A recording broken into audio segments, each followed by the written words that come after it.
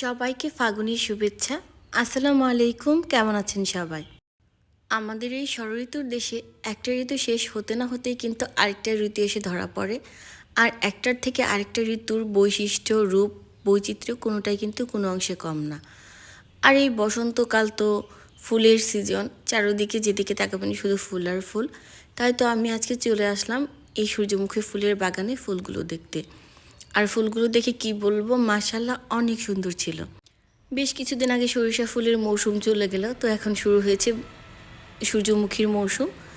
তো ভাবলাম একটু ঘুরেই আসি সূর্যমুখী ফুলের বাগান থেকে, যেইভাবে সেই কাজ। তো আমি আজকে চলে এসেছি আমাদের গাজীপুর ধান গবেষণা ইনস্টিটিউটের সূর্যমুখী ফুলের বাগান দেখতে। এখানে আসার পর সত্যি বলছি এত ভালো লাগছে, মানে বলে বোঝানোর মতো না। অনেক বড় ছিল সূর্যমুখী ফুলের বাগানটা, আর ফুলগুলো দেখতে মাশাআল্লাহ সেই সুন্দর। আমি আগে কখনো একসাথে এত সূর্যমুখী ফুল দেখিনি, তো আমার দেখে খুবই ভালো লাগছিল।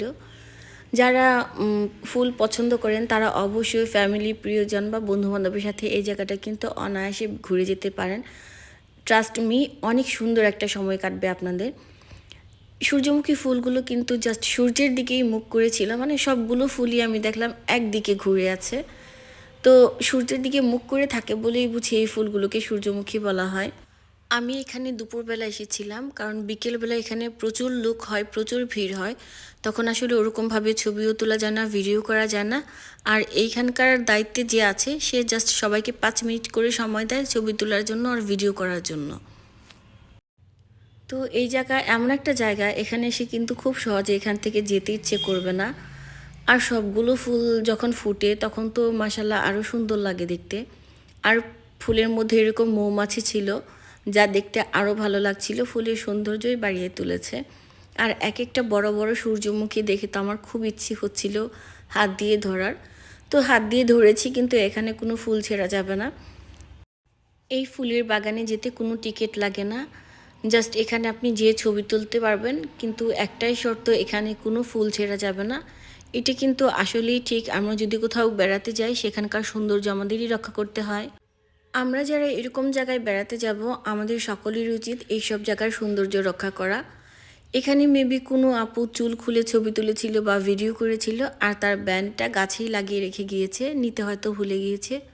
তো আমি এটা হাতে নিয়ে দেখছিলাম।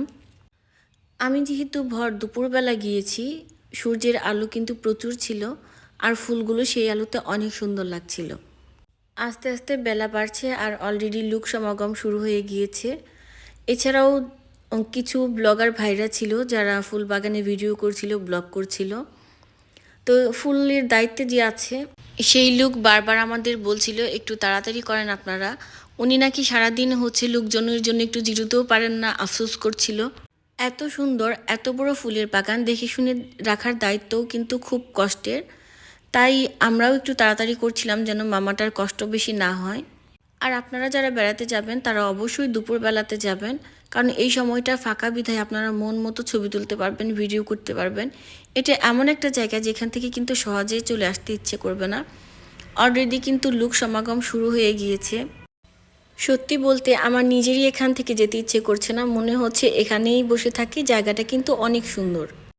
যারা এখানে যেতে চান তারা গাজীপুর চৌরাস্তায় এসে যে কোনো অটোওয়ালাকে বললেই হবে যে ধান গবেষণায় যাবেন, ওনারা খুব সহজেই এখানে নিয়ে আসবে। আর আপনারা কিন্তু খুব সুন্দর একটা জায়গায় বেশ কিছুটা সময় কাটিয়ে যেতে পারবেন।